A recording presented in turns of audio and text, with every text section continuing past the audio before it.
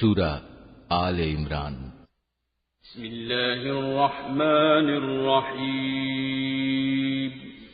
রহমান রহিম আল্লাহ তাআলার নামে। আলিফ লাম মিম। মহান আল্লাহ তাআলা, তিনি ছাড়া অন্য কোনো মাবুদ নেই। তিনি চিরঞ্জীব, তিনি চিরস্থায়ী। তিনি সত্য দ্বীন সহকারে তোমার উপর এই কিতাব নাজিল করেছেন, যা তোমার আগে নাজিল করা যাবতীয় কিতাবের সত্যতা স্বীকার করে, এবং তিনি তাওরাত ও ইনজিল নাজিল করেছেন। মানবজাতিকে সঠিক পথ প্রদর্শনের জন্য ইতিপূর্বে আল্লাহ তাআলা আরো কিতাব নাজিল করেছেন। তিনি হক ও বাতিলের মধ্যে ফয়সালা করার মানদণ্ড হিসেবে কোরআন অবতীর্ণ করেছেন। তা সত্ত্বেও যারা আল্লাহ তাআলার নিদর্শন সমূহকে অস্বীকার করবে, তাদের জন্য রয়েছে কঠোর শাস্তি। আল্লাহ তাআলা অসীম ক্ষমতার মালিক, তিনি চরম প্রতিশোধ গ্রহণকারীও বটে। তাআলার কাছে আকাশমালা ও ভূখণ্ডের কোন তথ্যই গোপন নেই। তিনি তো সেই মহান সত্তা, যিনি মায়ের পেটে থাকতেই তার ইচ্ছা মতো তোমাদের আকৃতি গঠন করেছেন। আসলেই আল্লাহ তাআলা ছাড়া দ্বিতীয় কোনো মাবুদ নেই। তিনি প্রচন্ড ক্ষমতাশালী এবং প্রবল প্রজ্ঞাময়। তিনি সেই মহান সত্তা। তিনি তোমার উপর এ কিতাব নাজিল করেছেন। এই কিতাবে দু ধরনের আয়াত রয়েছে। এর কিছু হচ্ছে সুস্পষ্ট দ্ব্যর্থহীন আয়াত, সেগুলি হচ্ছে কিতাবের মৌলিক অংশ। এছাড়া বাকি আয়াতগুলো হচ্ছে রূপক বর্ণনায় বর্ণিত মানুষের মাঝে, যাদের অন্তরে বক্রতা রয়েছে। তারা এগুলোকে কেন্দ্র করে নানা ধরনের ফিতনা ফাসাদ সৃষ্টি করা এবং আল্লাহর কিতাবের অপব্যাখ্যা করার উদ্দেশ্যে এসব রূপক আয়াত থেকে কিছু অংশের অনুসরণ করে। মূলত এসব রূপক বিষয়ের ব্যাখ্যা আল্লাহ তাআলা ছাড়া আর কেউ জানে না।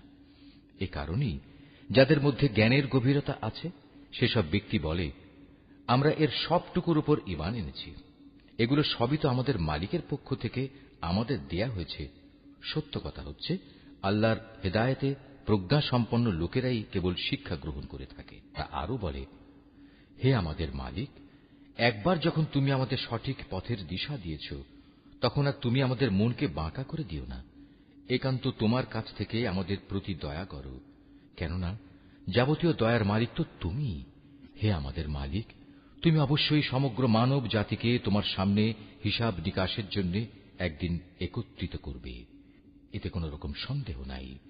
নিঃসন্দেহে আল্লাহ তাআলা কখনোই ওয়াদা ভঙ্গ করেন না। যারা আল্লাহ তাআলা ও তাঁর বিধান অস্বীকার করেছে, তাদের ধন সম্পদ ও সন্তান সন্ততি আল্লাহর আযাব থেকে তাদের বাঁচানোর ব্যাপারে কোনই উপকারে আসবে না। পরিণামে তারাই হবে জাহান্নামের ইন্ধন। তাদের পরিণতি হবে ফিরআউন ও তাদের পূর্ববর্তী নাফরমান জাতিসমূহের মতো। তারা আমার আয়াতসমূহ মিথ্যা প্রতিপন্ন করেছিল। অতএব তাদের অপরাধের কারণে আল্লাহ তাআলা তাদের শক্ত করে পাকড়াও করলেন। বস্তুত শাস্তি প্রয়োগে আল্লাহ তাআলা অত্যন্ত কঠোর। হে নবী, যারা আল্লাহকে অস্বীকার করে, সেসব বিদ্রোহী কাফেরদের তুমি বলে দাও, অচিরেই তোমরা এ দুনিয়ায় লাঞ্ছিত পরাজিত হবে এবং পরকালে তোমাদের জাহান্নামের আগুনের কাছে জড়ো করা হবে। আর জাহান্নাম, তা তো হচ্ছে অত্যন্ত নিকৃষ্ট অবস্থান। দল দুটোর মধ্যে তোমাদের জন্য শিক্ষণীয় কিছু নিদর্শন মজুদ ছিল, যারা বদরের সম্মুখ সমরে একে অপরের সামনাসামনি হয়েছিল। এদের মধ্যে এক বাহিনী লড়ছিল আল্লাহর দ্বীনের পথে, আর অপর বাহিনীটি ছিল অবিশ্বাসী কাফেরদের। এই সম্মুখ সমর তারা চর্মচক্ষু দিয়ে তাদের প্রতিপক্ষকে তাদের দ্বিগুণ দেখতে পাচ্ছিল। তারপরেও আল্লাহ তাআলা যাকে চান তাকে সাহায্য ও বিজয় দান করেন। এসব ঘটনার মাঝে সেসব লোকের জন্য অনেক কিছু শেখার আছে, যারা অন্তর্দৃষ্টি সম্পন্ন। নারী জাতি, সন্তান সন্ততি, কাঁড়ি কাঁড়ি সোনা রূপা, পছন্দসই ঘোড়া, গৃহপালিত জন্তু ও জমিনের ফসল সব সময়ই মানব সন্তানের জন্য লোভনীয় করে রাখা হয়েছে। এসব হচ্ছে পার্থিব জীবনের ভোগের সামগ্রী মাত্র। স্থায়ী জীবনের উৎকৃষ্ট আশ্রয় তো একমাত্র আল্লাহ তাআলার কাছেই রয়েছে। হে নবী, তুমি তাদের বলো, আমি কি তোমাদের এর চাইতে উৎকৃষ্ট কোন বস্তুর কথা বলবো? হ্যাঁ, সে উৎকৃষ্ট বস্তু হচ্ছে তাদের জন্য যারা আল্লাহকে ভয় করে। এমন সব লোকদের জন্য তাদের মালিকের কাছে রয়েছে মনোরম জান্নাত, যার পাদদেশ দিয়ে প্রবাহমান থাকবে অগণিত ঝর্ণাধারা এবং তারা সেখানে অনাদিকাল থাকবে। আরও থাকবে তাদের পূত ও পবিত্র সঙ্গী ও সঙ্গিনীরা। সর্বোপরি থাকবে আল্লাহ তাআলার অনাবিল সন্তুষ্টি। আল্লাহ তাআলা নিজ বান্দাদের কার্যকলাপের উপর সর্বদা সতর্ক দৃষ্টি রাখেন। যারা বলে, হে আমাদের মালিক, আমরা অবশ্যই তোমার উপর ঈমান এনেছি, অতঃপর আমাদের যা গুনাহখাতা হয়ে যায় তা তুমি মাফ করে দাও এবং শেষ বিচারের দিন তুমি আমাদের জাহান্নামের আগুন থেকে বাঁচিয়ে দিও। এরা হচ্ছে ধৈর্যশীল এবং সত্যাশ্রয়ী, এরাই অনুগত এবং দানশীল। সর্বোপরি এরা হচ্ছে শেষ রাতে কিংবা উষা লগ্নে ক্ষমা প্রার্থনাকারী। আল্লাহ তাআলা স্বয়ং সাক্ষ্য দিচ্ছেন, তিনি ছাড়া অন্য কোন মাবুদ নেই। ফেরেশতারা এবং জ্ঞানবান মানুষেরাও এই একই সাক্ষ্য দিচ্ছে। আল্লাহ তাআলাই একমাত্র ন্যায় ও ইনসাফ কার্যকর করেন। তিনি ছাড়া দ্বিতীয় কোন মাবুদ নাই। তিনি পরাক্রমশালী, তিনি প্রজ্ঞাময়। নিঃসন্দেহে মানুষের জীবন বিধান হিসেবে আল্লাহ তাআলার কাছে ইসলামই একমাত্র গ্রহণযোগ্য ব্যবস্থা। যাদের আল্লাহর পক্ষ থেকে কিতাব দেওয়া হয়েছিল, তারা এই জীবন বিধান থেকে বিচ্যুত হয়ে নিজেরা একে অপরের প্রতি বিদ্বেষ ও হিংসার বশবর্তী হয়ে বিভিন্ন দলে উপদলে বিভক্ত হয়ে মতানৈক্যে লিপ্ত হয়ে পড়েছিল। তাও আবার তাদের কাছে আল্লাহর পক্ষ থেকে সঠিক জ্ঞান আসার পর যে ব্যক্তি আল্লাহর বিধান অস্বীকার করবে, তার জানা উচিত অবশ্যই আল্লাহ তাআলা দ্রুত হিসাব গ্রহণকারী। যদি এসব মানুষ তোমার সাথে এ ব্যাপারে কোনরূপ বিতর্কে লিপ্ত হয়, তাহলে তুমি তাদের বলে দাও, আমি এবং আমার অনুসারীরা সবাই আল্লাহর কাছে আত্মসমর্পণ করে নিয়েছি। অতঃপর যাদের আল্লাহর পক্ষ থেকে কিতাব দেওয়া হয়েছে এবং যারা কোনো কিতাব না পেয়ে মূর্খ থেকে গেছে, তাদের সবাইকে জিজ্ঞাসা করো, তোমরা কি সবাই আল্লাহর কাছে আত্মসমর্পণ করেছ? হ্যাঁ, তারা যদি জীবনের সর্বক্ষেত্রে আল্লাহর আনুগত্য মেনে নেয়, তাহলে তারা তো সঠিক পথ পেয়েই গেল। কিন্তু তারা যদি ঈমান থেকে মুখ ফিরিয়ে নেয়, তাহলে মনে রেখো, তোমার দায়িত্ব হচ্ছে কেবল আমার কথা পৌঁছে দেয়া। আল্লাহ তাআলা বান্দাদের কর্মকাণ্ড পর্যবেক্ষণ করছেন। নিঃসন্দেহে যারা আল্লাহর নাজিল করা নিদর্শনসমূহ অস্বীকার করে, যারা অন্যায়ভাবে নবীদের হত্যা করে এবং মানব জাতিকে যারা ন্যায় ও ইনসাফ মেনে চলার আদেশ দেয়, তাদের হত্যা করে, এদের তুমি এক কঠোর শাস্তির সুসংবাদ দাও। এদের অবস্থা হচ্ছে দুনিয়া আখেরাত উভয় স্থানেই এদের কর্ম ব্যর্থ নিষ্ফল হয়ে গেছে, আর এ কারণেই এদের কোথাও কোনো সাহায্যকারী থাকবে না। হে নবী, তুমি তাদের সম্পর্কে চিন্তা করে দেখেছ কি, যাদের আমার কেতাবের কিছু অংশ দেয়া হয়েছিল, অতঃপর তাদের যখন আল্লাহর কেতাবের সে অংশের দিকে ডাকা হল যা তাদের মধ্যকার অমীমাংসিত বিষয়সমূহের মীমাংসা করে দেবে, তখন তাদের একদল লোক এ হেদায়েত থেকে মুখ ফিরিয়ে নিল। মূলত এরাই হচ্ছে সেসব লোক যারা আল্লাহর ফয়সালা থেকে পরান্মুখ থাকে। এটা এ কারণে যে এ নির্বোধ লোকেরা বলে, দোজখের আগুন আমাদের শরীর কখনো স্পর্শ করবে না, আর যদি একান্ত করেও তা হবে হাতে গোনা কয়েকটি দিনের ব্যাপার মাত্র। মূলত তাদের নিজেদের ধর্ম বিশ্বাসের মাঝে নিজেদের মন গড়া ধারণাই তাদের প্রতারিত করে রেখেছে। অতঃপর সেদিন অবস্থান কেমন হবে, যেদিন আমি সমগ্র মানব সন্তানকে একত্রিত করব, যেদিন সম্পর্কে কোনো দ্বিধা সন্দেহের অবকাশ নেই। সেদিন প্রত্যেক মানব সন্তানকেই তার নিজস্ব অর্জিত বিনিময় পুরোপুরি দিয়ে দেয়া হবে এবং সেদিন কারো উপর বিন্দুমাত্র জুলুম করা হবে না। হে নবী, তুমি বলো, হে রাজাধিরাজ মহান আল্লাহ, তুমি যাকে ইচ্ছা তাকে সাম্রাজ্য দান করো, আবার যার কাছ থেকে চাও তা কেড়েও নিয়ে যাও। যাকে ইচ্ছা তুমি সম্মানিত করো, যাকে ইচ্ছা তুমি অপমানিত করো। সব রকমের কল্যাণ তো তোমার হাতেই নিবদ্ধ। নিশ্চয়ই তুমি সবকিছুর উপর একক ক্ষমতাবান। তুমি রাতকে দিনের মাঝে শামিল করো, আবার দিনকে রাতের ভেতর শামিল করো। প্রাণহীন বস্তু থেকে তুমি যেমন প্রাণের আবির্ভাব ঘটাও, আবার প্রাণহীন অসাড় বস্তু বের করে আনো প্রাণ সর্বস্ব জীব থেকে, এবং যাকে ইচ্ছা তুমি বিনা হিসেবে রিজিক দান করো। ঈমানদার ব্যক্তিরা কখনো ঈমানদারদের বদলে অবিশ্বাসী কাফেরদের নিজেদের বন্ধু বানাবে না। যদি তোমাদের কেউ তা করে, তবে আল্লাহর সাথে তার কোনো সম্পর্কই থাকবে না। হ্যাঁ, তাদের কাছ থেকে কোনো আশঙ্কা থাকলে তোমরা নিজেদের বাঁচাতে গেলে ভিন্ন কথা। আল্লাহ তাআলা তো বরং তার নিজের ব্যাপারেই তোমাদের ভয় দেখাচ্ছেন বেশি, কারণ তোমাদের আল্লাহর কাছেই ফিরে যেতে হবে। হে নবী, তুমি বলো, তোমরা তোমাদের মনের ভেতর কিছু গোপন করে রাখো কিংবা তা সবার সামনে প্রকাশ করে দাও, তা আল্লাহ তাআলা ভালোভাবে অবগত হন। আসমান, জমিন ও এর আভ্যন্তরীণ সবকিছু তিনি জানেন। সর্বোপরি আল্লাহ তাআলা সৃষ্টি লোকের সবকিছুর উপর ক্ষমতাবান। তিনি সকল শক্তির আধার। যেদিন প্রত্যেকেই তার ভালো কাজ সামনে হাজির দেখতে পাবে, যে ব্যক্তির কৃতকর্ম খারাপ থাকবে সে সেদিন কামনা করতে থাকবে যে তার মধ্যে এবং বিচারের এই দিনটির মাঝে যদি দুস্তর একটা তফাৎ থাকত। আল্লাহ তাআলা তো তোমাদের তার ক্ষমতা ও শাস্তি থেকে ভয় দেখাচ্ছেন, কারণ আল্লাহ তাআলা তার বান্দাদের সাথে অত্যন্ত অনুগ্রহশীল। হে নবী, তুমি বলো, তোমরা যদি আল্লাহ তাআলাকে ভালোবাসো তাহলে আমার কথা মেনে চলো, তাহলে আল্লাহ তাআলাও তোমাদের ভালোবাসবেন এবং তিনি তোমাদের গুনাহ খাতা মাফ করে দেবেন। আল্লাহ তাআলা অত্যন্ত ক্ষমাশীল ও দয়াবান। তুমি আরো বলো, তোমরা আল্লাহ তাআলা ও তাঁর রাসূলের কথা মেনে চলো। এই আহ্বান সত্ত্বেও তারা যদি এ থেকে মুখ ফিরিয়ে নেয়, তুমি জেনে রেখো আল্লাহ তাআলা কখনো কাফেরদের পছন্দ করেন না।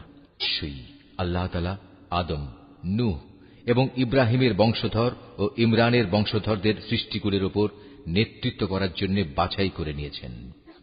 নেতৃত্বে সমাসীন এদের সন্তানরা বংশানুক্রমে পরস্পর পরস্পরের বংশধর। আল্লাহ তাআলা সবার কথাবার্তা শুনতে পান এবং সব কথা তিনি জানেন। স্মরণ করো, যখন ইমরানের স্ত্রী বলল, হে আমার মালিক, আমার গর্ভে যে সন্তান আছে তাকে আমি স্বাধীনভাবে তোমার দ্বীনের কাজ করার জন্য উৎসর্গ করলাম। তুমি আমার পক্ষ থেকে এ সন্তানটিকে কবুল করে নাও। অবশ্যই তুমি সব কথা শোনো এবং সব বিষয় জানো। একসময় যখন ইমরানের স্ত্রী সেই সন্তান জন্ম দিল, তখন সে বলল, হে আমার মালিক, এ কি? আমি তো দেখছি একটি মেয়ে সন্তান জন্ম দিয়েছি। একটা মেয়েকে কিভাবে আমি তোমার পথে উৎসর্গ করব? আল্লাহ তাআলা তো ভালোভাবেই জানতেন ইমরানের স্ত্রী কোন ধরনের শিশু জন্ম দিয়েছে। আসলে আল্লাহ তাআলার কোন কোন কাজের জন্য ছেলে কিন্তু কখনো মেয়ের মতো হবে না। ইমরানের স্ত্রী বলল, আমি এ শিশুর নাম রাখলাম মারিয়াম, এবং আমি এই শিশু ও তার অনাগত সন্তানকে অভিশপ্ত শয়তানের অনিষ্ট থেকে রক্ষার জন্য তোমার কাছে আশ্রয় চাই। আল্লাহ তাআলা ইমরানের স্ত্রীর দোয়া কবুল করলেন এবং এ মেয়েটিকে অত্যন্ত আগ্রহ ভরেই গ্রহণ করে নিলেন এবং ধীরে ধীরে এই মেয়েটিকে তিনি ভালোভাবে গড়ে তুললেন। আর সেজন্যই আল্লাহ তাআলা তাকে জাকারিয়ার তত্ত্বাবধানে রেখে দিলেন। বড় হবার পর যখনই জাকারিয়া তার কাছে তার নিজস্ব ইবাদতের কক্ষে যেত, তখনই দেখতে পেত সেখানে কিছু খাবার মজুদ রয়েছে। খাবার দেখে জাকারিয়া জিজ্ঞেস করত, হে মারিয়াম, এসব খাবার তোমার কাছে কোত্থেকে আসে? মারিয়াম জবাব দিত, এসব আসে আমার মালিক আল্লাহর কাছ থেকে। আর অবশ্যই আল্লাহ তাআলা যাকে চান তাকে বিনা হিসেবে রিজিক দান করেন। সেখানে দাঁড়িয়েই জাকারিয়া তার মালিকের কাছে দোয়া করল, হে আমার মালিক, তুমি তোমার কাছ থেকে আমাকে তোমার অনুগ্রহের প্রতীক হিসেবে একটি নেক সন্তান দান করো। নিশ্চয়ই তুমি মানুষের ডাক শোনো। ফেরেশতারা তাকে ডাক দিল এমন এক সময়ে যখন সে ইবাদতের কক্ষে নামাজ আদায় করছিল। ফেরেশতারা বলল, হে জাকারিয়া, আল্লাহ তাআলা তোমার ডাক শুনেছেন। অবশ্যই আল্লাহ তাআলা তোমাকে ইয়াহিয়ার জন্ম সম্পর্কে সুসংবাদ দিচ্ছেন। তোমার সে সন্তান আল্লাহর পক্ষ থেকে তার বাণীর সত্যায়ন করবে। সে হবে সমাজের নেতা, সে হবে সচ্চরিত্রবান, সে হবে নবী, সর্বোপরি সে হবে সৎ কর্মশীল ব্যক্তিদের একজন।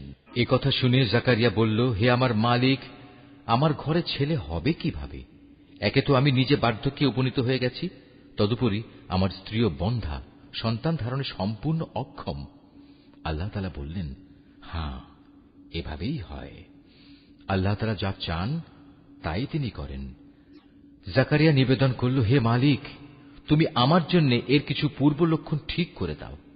আল্লাহ তাআলা বললেন, হ্যাঁ, তোমার সে লক্ষণ হবে এই যে তুমি 3 দিন 3 রাত পর্যন্ত মানুষের সাথে ইশারা ইঙ্গিত ছাড়া কথাবার্তা বলবে না। এ অবস্থায় তুমি তোমার মালিককে বেশি বেশি স্মরণ করবে এবং সকাল সন্ধ্যায় তাঁর পবিত্র নামসমূহের তসবিহ পাঠ করতে থাকবে। অতঃপর মরিয়ম বয়প্রাপ্ত হল। আল্লাহর ফেরেশতারা যখন বলল, হে মরিয়ম, আল্লাহ তাআলা নিঃসন্দেহে তোমাকে একটি বিশেষ কাজের জন্য বাছাই করেছেন এবং এজন্যে তোমাকে তিনি পবিত্র করেছেন এবং বিশ্বের নারীকুলের উপর তিনি তোমাকে সম্মানিত করেছেন। হে মরিয়ম, এর যোগ্য হওয়ার জন্য তুমি সর্বদা তোমার মালিকের অনুগত হও, তাঁর কাছে আনুগত্যের মাথা নত করো, রুকুকারীদের সাথে তুমিও আল্লাহর সামনে রুকু করো। হে নবী, এ সবই ছিল তোমার জন্য অদৃশ্য লোকের সংবাদ। আমি এগুলো তোমাকে ওহির মাধ্যমে জানিয়েছি, নতুবা তুমি তো সেখানে তাদের পাশে হাজির ছিলে না, বিশেষ করে যখন ইবাদতখানার পুরোহিতরা মরিয়মের পৃষ্ঠপোষক কে হবে এটা নির্বাচনের জন্য ভাগ্যরেখায় কলম নিক্ষেপ করেছিল, আর তুমি তাদের ওখানে উপস্থিত ছিলে না যখন তারা বিতর্ক করছিল। অতঃপর ফেরেশতারা বলল, হে মরিয়ম, অবশ্যই আল্লাহ তাআলা তোমাকে একটি পুত্র সন্তানের জন্ম সংক্রান্ত নিজস্ব এক বাণীর সুসংবাদ দিচ্ছেন। তার নাম হবে মসীহ। সে পরিচিত হবে মরিয়মের পুত্র ঈসা হিসাবে। দুনিয়া আখিরাতের উভয় স্থানেই সে সম্মানিত হবে। সে হবে আল্লাহর সান্নিধ্যপ্রাপ্ত ব্যক্তিদের অন্যতম। সে দোলনায় থাকা অবস্থায় যেমন মানুষের সাথে কথা বলতে পারবে, পরিণত বয়সেও তেমনি ভাবে তাদের সাথে কথা বলবে। বস্তুত সে হবে নেককার মানুষদের একজন। মরিয়ম বলল, হে আমার মালিক, আমার গর্ভে সন্তান আসবে কোত্থেকে? আমাকে তো কখনো কোনো মানব সন্তান স্পর্শ পর্যন্ত করেনি। আল্লাহ তাআলা বললেন, এভাবেই আল্লাহ তাআলা যাকে চান তাকে চিরাচরিত নিয়ম ছাড়াই পয়দা করেন। তিনি যখন কোনো কাজ করার সিদ্ধান্ত নেন তখন শুধু তাকে বলেন, হয়ে যাও, অতঃপর সাথে সাথে তা সংঘটিত হয়ে যায়। ফেরেশতারা মরিয়মকে বলল, তোমার সন্তানকে আল্লাহ তাআলা তাঁর কিতাব ও প্রজ্ঞার বিষয়গুলো শেখাবেন, সাথে সাথে তিনি তাকে তাওরাত এবং ইনজিলও শিক্ষা দেবেন। আল্লাহ তাআলা তাকে বনী ইসরাইলদের কাছে রসুল করে পাঠালেন। অতঃপর সে আল্লাহর রসুল হয়ে তাদের কাছে এসে বলল, আমি নিঃসন্দেহে তোমাদের মালিকের কাছ থেকে নবুয়তের কিছু নিদর্শন নিয়ে এসেছি। সেই নিদর্শনগুলো হচ্ছে, আমি তোমাদের জন্য মাটি দ্বারা পাখির মতো করে একটি আকৃতি গঠন করব এবং পরে তাতে ফুঁ দেব। অতঃপর তোমরা দেখবে এই আকৃতিটি আল্লাহর ইচ্ছায় জীবন্ত পাখি হয়ে যাবে, আর জন্মান্ধ এবং কুষ্ঠ রোগীকেও সুস্থ করে দেব। আল্লাহর ইচ্ছায় এভাবে আমি মৃতকেও জীবিত করে দেব। আমি তোমাদের আরো বলে দেব, তোমরা নিজের ঘরে কি কি জিনিস খাও, আবার কি জিনিস না খেয়ে জমা করে রাখো। মূলত তোমরা যদি আল্লাহর উপর ঈমান আনো তাহলে নিঃসন্দেহে এতে তোমাদের জন্য নিদর্শন রয়েছে। মসীহ ঈসা ইবনে মরিয়ম আরো বলবে, তাওরাতের যে বাণী আমার কাছে রয়েছে আমি তার সত্যায়নকারী। তাছাড়া তোমাদের উপর হারাম করে রাখা হয়েছে এমন কতিপয় জিনিসও আমি তোমাদের জন্য হালাল করে দেব, এবং আমি তোমাদের মালিকের পক্ষ থেকে এই নিদর্শন নিয়েই এসেছি। অতএব তোমরা আল্লাহকে ভয় করো এবং আমার আনুগত্য করো। নিশ্চয়ই আল্লাহ তাআলা আমার মালিক, তোমাদেরও মালিক। অতএব তোমরা তাঁরই ইবাদত করো, আর এটাই হচ্ছে একমাত্র সঠিক ও সোজা পথ। অতঃপর ঈসা যখন তাদের থেকে কুফরি আঁচ করতে পারল তখন সে সাথীদের ডেকে বলল, কে আছো তোমরা আল্লাহ তাআলার পথের দিকে চলার সময় আমার সাহায্যকারী হবে? হাওয়ারীরা বলল, হ্যাঁ, আমরাই হব আল্লাহর সাহায্যকারী। আমরা আল্লাহর উপর ঈমান এনেছি। হে ঈসা, তুমি সাক্ষী থাকো, আমরা সবাই এক একজন অনুগত বান্দা। হাওয়ারীরা বলল, হে আল্লাহ, তুমি যা কিছু নাজিল করেছ আমরা তার উপর ঈমান এনেছি এবং আমরা রসুলের কথাও মেনে নিয়েছি। সুতরাং তুমি সত্যের পক্ষে সাক্ষ্যদাতাদের সাথে আমাদের নাম লিখে দাও। অতঃপর বনী ইসরায়েলের লোকেরা আল্লাহর নবীর বিরুদ্ধে দারুণ শঠতা করল, তাই আল্লাহ কৌশলের পন্থা গ্রহণ করলেন। বস্তুত আল্লাহ তাআলাই হচ্ছেন সর্বোত্তম কৌশলী। যখন আল্লাহ তাআলা বললেন, হে ঈসা, আমি তোমার এই দুনিয়ার জীবন কাটানোর কাল শেষ করতে যাচ্ছি এবং বর্তমান পরিস্থিতিতে আমি তোমাকে আমার কাছে তুলে আনব। যারা তোমাকে মেনে নিতে অস্বীকার করছে তাদের যাবতীয় পাপ থেকেও আমি তোমাকে পবিত্র করে নেব, আর যারা তোমাকে অনুসরণ করছে তাদের আমি কিয়ামত পর্যন্ত এই অস্বীকারীদের উপর বিজয়ী করে রাখব। অতঃপর তোমাদের সবাইকে আমার কাছেই ফিরে আসতে হবে। সেদিন ঈসা সম্পর্কিত যেসব বিষয়ে তোমরা মতবিরোধে লিপ্ত ছিলে, তার সবকটি বিষয়ই আমি তোমাদের মাঝে মীমাংসা করে দেব। যারা আমার বিধান অস্বীকার করেছে, আমি তাদের এই দুনিয়ায় অপমান ও আখিরাতে আগুনে দগ্ধ হওয়ার কঠোরতর শাস্তি দেব। এ থেকে বাঁচানোর মতো সেদিন তাদের কোনো সাহায্যকারী থাকবে না। অপরদিকে যারা আল্লাহর উপর ঈমান এনেছে এবং ভালো কাজ করেছে, অতঃপর আল্লাহ তাদের সবাইকে তাদের পাওনা পুরোপুরি আদায় করে দেবেন। আল্লাহ তাআলা জালেমদের কখনো ভালোবাসেন না। এই কিতাব যা আমি তোমাকে পড়ে শোনাচ্ছি, তা হচ্ছে আল্লাহর নিদর্শন ও জ্ঞানপূর্ণ উপদেশ বিশেষ। সত্য কথা হচ্ছে, আল্লাহ তাআলার কাছে ঈসার উদাহরণ হচ্ছে প্রথম মানুষ আদমের মতো।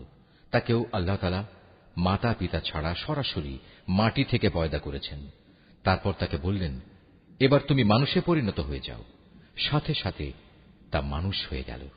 এ হচ্ছে তোমার মালিক আল্লাহর পক্ষ থেকে আসা সত্য প্রতিবেদন। অতঃপর তোমরা কখনো সেসব দলে সামিল হও না যারা ঈসার ব্যাপারে নানা রকম সন্দেহ পোষণ করে।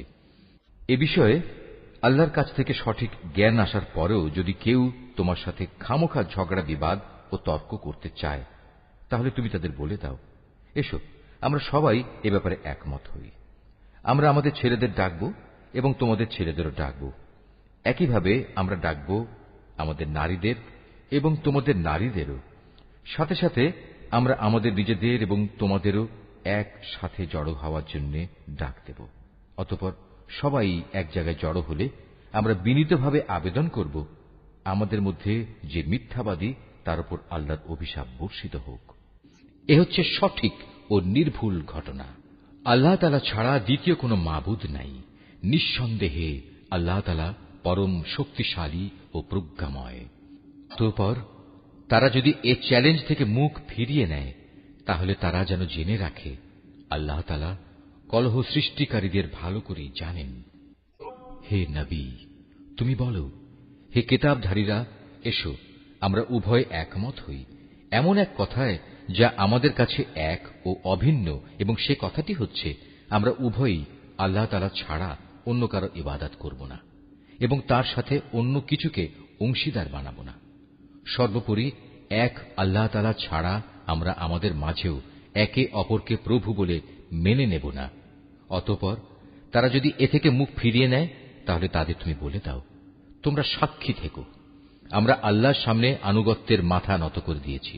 তুমি আরো বলো, হে কিতাবধারীরা, তোমরা ইব্রাহিম সম্পর্কে আমাদের সাথে অযথা কেন তর্ক করো, অথচ তোমরা জানো তাওরাত ও ইনজিল তার অনেক পরে নাজিল করা হয়েছে। তোমরা কি একথা বুঝতে পারছ না? হ্যাঁ, এর কয়েকটি বিষয়ে তোমাদের হয়তো কিছু কিছু জানাশোনা ছিল এবং সে বিষয়ে তো তোমরা তর্ক বিতর্কও করলে, কিন্তু যেসব বিষয়ে তোমাদের কোনো জ্ঞানই নেই, সেসব বিষয়ে তোমরা বিতর্কে লিপ্ত হচ্ছ কেন? আল্লাহ তাআলা তো সবকিছু জানেন, তোমরা কিছুই জানো না। ঘটনা হচ্ছে, ইব্রাহিম না ছিল ইহুদি না ছিল খ্রিস্টান, বরং সে ছিল একজন একনিষ্ঠ মুসলিম। সে কখনো মুশরিকদের দলভুক্ত ছিল না। মানুষদের ভেতর ইব্রাহিমের সাথে ঘনিষ্ঠতম সম্পর্কের বেশি অধিকার তো আছে সেসব লোকের, যারা তার অনুসরণ করেছে। এ নবী ও তার উপর ঈমান আনয়নকারী হচ্ছে ইব্রাহিমের ঘনিষ্ঠতম ব্যক্তি। মূলত আল্লাহ তাআলা একমাত্র তাদেরই সাহায্যকারী পৃষ্ঠপোষক যারা তার উপরে ঈমান আনে। এ কিতাবধারীদের একটি দল বিভ্রান্তি সৃষ্টি করে তোমাদের কোনো না কোনোভাবে পথভ্রষ্ট করে দিতে চায়, যদিও তাদের এ বোধটুকু নেই যে তাদের এসব কর্মপন্থা তাদের নিজেদের ছাড়া অন্য কোনো ব্যক্তিকেই পথভ্রষ্ট করতে পারবে না। হে কিতাবধারীরা, তোমরা জেনে বুঝে কেন আল্লাহর আয়াত ও তাঁর বিধান অস্বীকার করছ, অথচ এই ঘটনাসমূহের সত্যতার সাক্ষ্য তো তোমরা নিজেরাই বহন করছ। হে কিতাবধারীরা, কেন তোমরা হককে বাতিলের সাথে মিশিয়ে দিচ্ছ? এতে করে তোমরা তো সত্যকেই গোপন করে দিচ্ছ, অথচ এটা যে সত্যের একান্ত পরিপন্থী তা তোমরা ভালো করেই জানো। আহলে কিতাবদের মধ্যে থেকে একদল নির্বোধ তাদের নিজেদের লোকদের বলে, মুসলমানদের উপর যা কিছু অবতীর্ণ হয়েছে তোমরা সকালবেলায় তার উপর ঈমান আনো এবং বিকেলবেলায় গিয়ে তা অস্বীকার করো।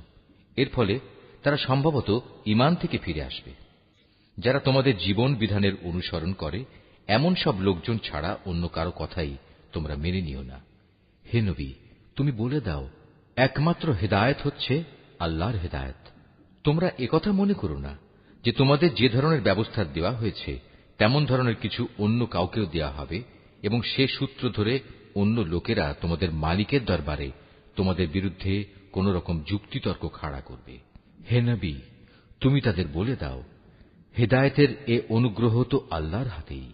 তিনি যাকে ইচ্ছা তাকেই তা দান করেন। আল্লাহ তাআলা বিশাল প্রজ্ঞা সম্পন্ন।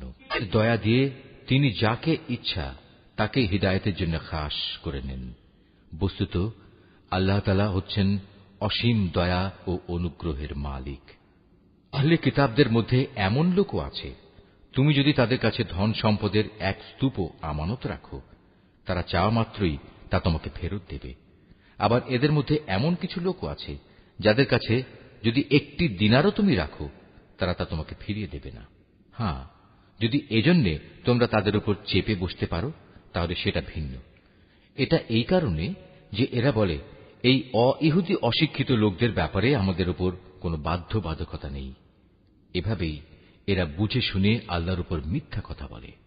অবশ্য যে ব্যক্তি আল্লাহর সাথে সম্পাদিত প্রতিশ্রুতি রক্ষা করে চলে, অতঃপর সে ব্যাপারে সাবধানতা অবলম্বন করে, তাদের জন্য সুখবর হচ্ছে আল্লাহ তাআলা সাবধানী লোকদের খুব ভালোবাসেন। যারা নিজেদের আল্লাহর সাথে সম্পাদিত প্রতিশ্রুতি ও শপথসমূহ সামান্য বৈষয়িক মূল্যে বিক্রি করে দেয়, পরকালে তাদের জন্য আল্লাহর পুরস্কারের কোনো অংশই থাকবে না। সেদিন এদের সাথে আল্লাহ তাআলা কোনো কথাবার্তা বলবেন না। এমনকি সেদিন আল্লাহ তাআলা তাদের দিকে তাকিয়েও দেখবেন না এবং আল্লাহ তাআলা তাদের পাক পবিত্রও করবেন না। সত্যি এদের জন্য রয়েছে কঠোর পীড়াদায়ক আযাব। এদের মধ্যে এমন কিছু লোকও আছে যারা কিতাবের কোনো অংশ যখন পড়ে তখন নিজেদের জিহ্বাকে এমনভাবে এদিক সেদিক করে নেয় যাতে তোমরা মনে করতে পারো যে সে সত্যিই বুঝি তা কিতাবের কোনো অংশ, কিন্তু তা কিতাবের কোনো অংশই নয়।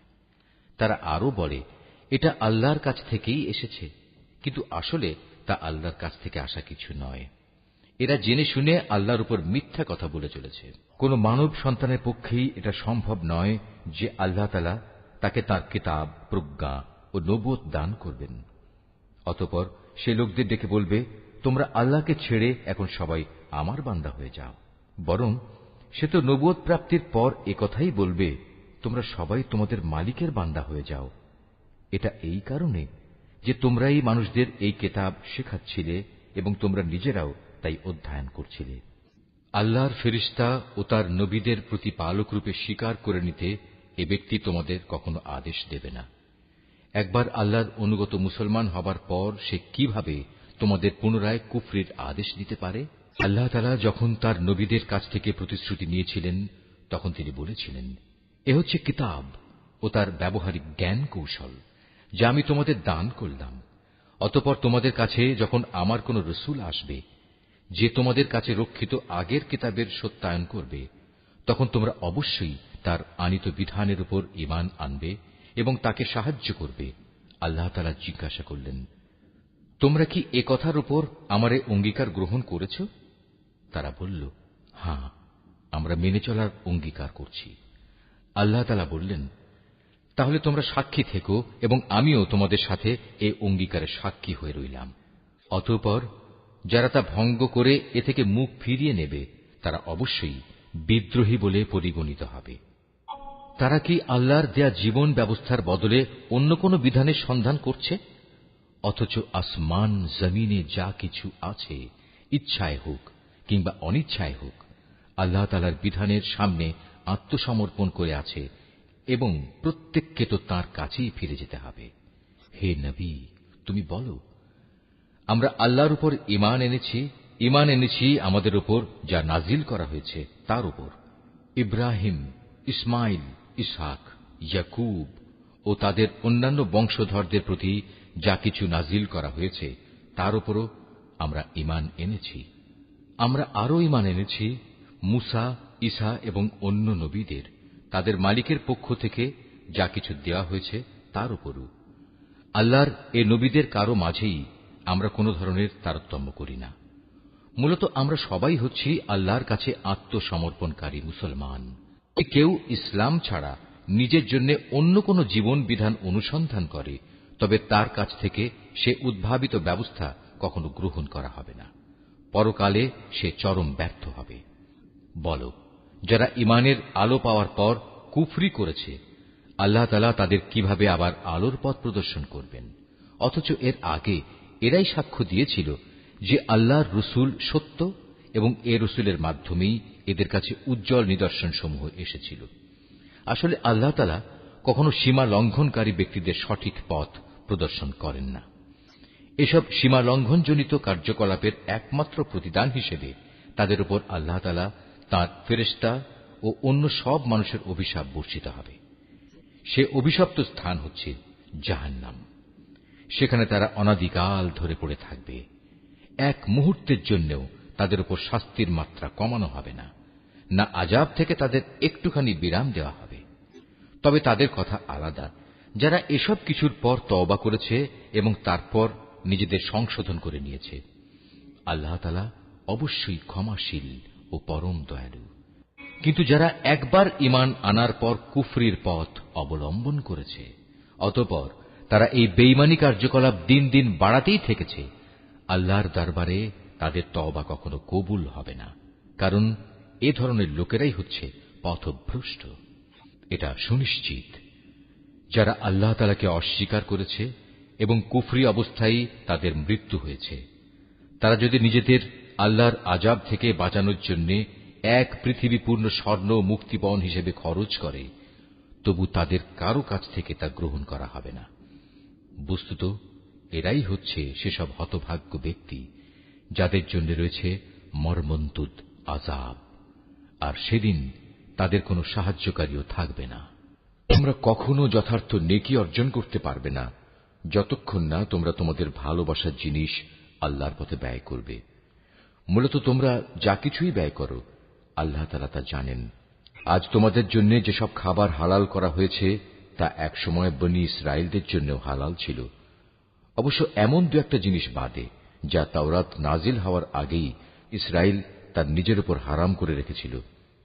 তুমি বলো, সন্দেহ থাকলে যাও, তোমরা গিয়ে তাওরাত নিয়ে এসো এবং তা পড়ে শোনাও, যদি তোমরা তোমাদের দাবির ব্যাপারে সত্যবাদী হও।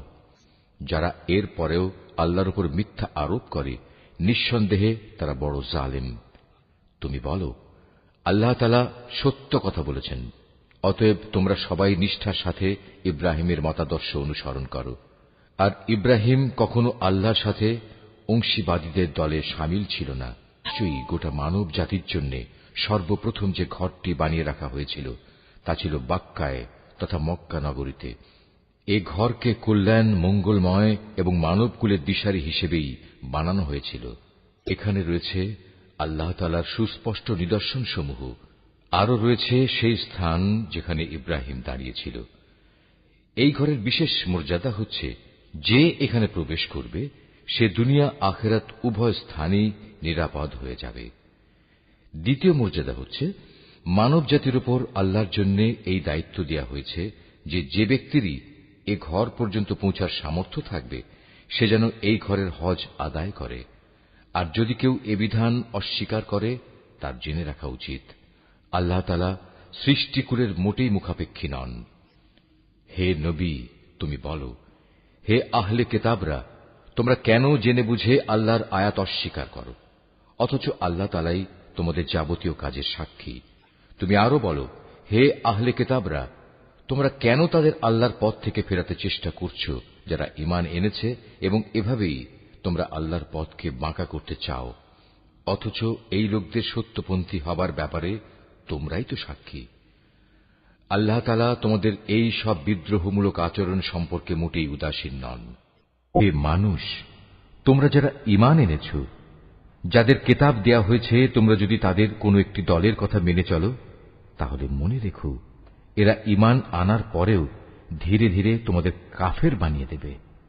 আর তোমরা কিভাবে কুফরি করবে যখন তোমাদের সামনে বারবার আল্লাহর আয়াতসমূহ তেলাওয়াত করা হচ্ছে? তাছাড়া এই আয়াতের বাহক স্বয়ং আল্লাহর রসুল যখন তোমাদের মাঝে মজুদ রয়েছে। যে ব্যক্তি আল্লাহ ও তাঁর বিধানকে শক্ত করে আঁকড়ে ধরবে সে অবশ্যই সোজা পথে পরিচালিত হবে। হে মানুষ, তোমরা যারা ঈমান এনেছ, আল্লাহকে ভয় করো, ঠিক যতটুকু ভয় তাকে করা উচিত। আল্লাহর কাছে সম্পূর্ণ আত্মসমর্পণকারী না হয়ে তোমরা কখনো মৃত্যুবরণ করো না। তোমরা সবাই মিলে আল্লাহর রশিকে শক্ত করে আঁকড়ে ধরো এবং কখনো পরস্পর বিচ্ছিন্ন হও না। তোমরা তোমাদের উপর আল্লাহর সেই নিয়ামতের কথা স্মরণ করো যখন তোমরা একে অপরের দুশমন ছিলে। অতঃপর আল্লাহ তাআলা তাঁর দ্বীনের বন্ধন দিয়ে তোমাদের একের জন্য অপরের মনে ভালোবাসার সঞ্চার করে দিলেন। অতঃপর যুগ যুগান্তরের শত্রুতা ভুলে তোমরা আল্লাহর অনুগ্রহে একে অপরের ভাই হয়ে গেলে, অথচ তোমরা ছিলে হানাহানির অগ্নিকুণ্ডের প্রান্তসীমায়। অতঃপর সেখান থেকে আল্লাহ তাআলা তার রহমত দিয়ে তোমাদের উদ্ধার করলেন।